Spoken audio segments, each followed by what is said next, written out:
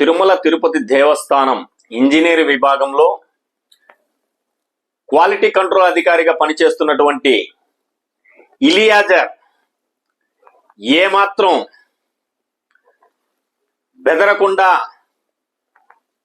తాను పాటిస్తున్నటువంటి క్రైస్తవ మతాన్ని వ్యాప్తి చేస్తున్నటువంటి అతన్ని విధుల నుంచి తొలగించాలని భారతీయ జనతా పార్టీ రాష్ట్ర అధికార ప్రతినిధి తిరుపతి జిల్లా అధ్యక్షులు సామంచి శ్రీనివాస్ జూలై 14వ తేదీ ఒక ప్రకటనలో డిమాండ్ చేశారు.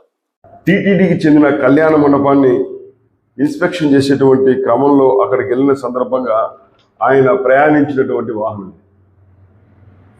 ఆయన ఈ వాహనంలో టీటీడీ కళ్యాణ మండపం చేరుకొని రాత్రి అక్కడ బస చేసి చేతిలో బైబిల్ చేత పట్టుకొని అక్కడ అడిగిన వాళ్ళందరికీ ఇది నా వ్యక్తిగతమైన విషయము, నేను ఇక్కడ వ్యక్తిగతంగా ఏ మతాన్ని ఆరాధించాలో ఎవరో చెబితే వినాల్సిన అవసరం లేదు అని అడిగితే అక్కడ ఉన్నటువంటి కొంతమంది మీది శ్రీవారి నిధులతో జీతాలు తీసుకుంటూ ఈ రకంగా ఇతర మతాలలో సంబంధించినటువంటి సందేశాలు బైబిల్ పట్టుకొని ప్రచారం చేయడం మంచిది కాదు కదా అంటే, ఇది నా వ్యక్తిగతము, నన్ను ఎవరు అడగడానికి లేదు అని సమాధానం ఇచ్చారు.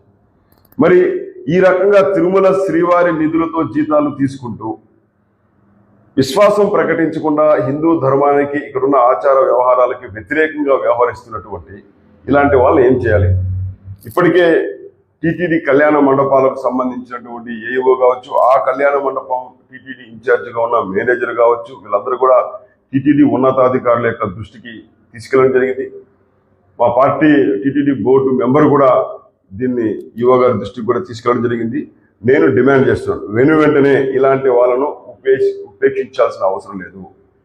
ఈ ఇలియాజర్ అనేటువంటి అన్య మతస్థుని టీటీడీ ఉద్యోగం నుంచి వెంటనే తొలగించాలని చెప్పి ఇవాళ మేము డిమాండ్ చేస్తున్నాం.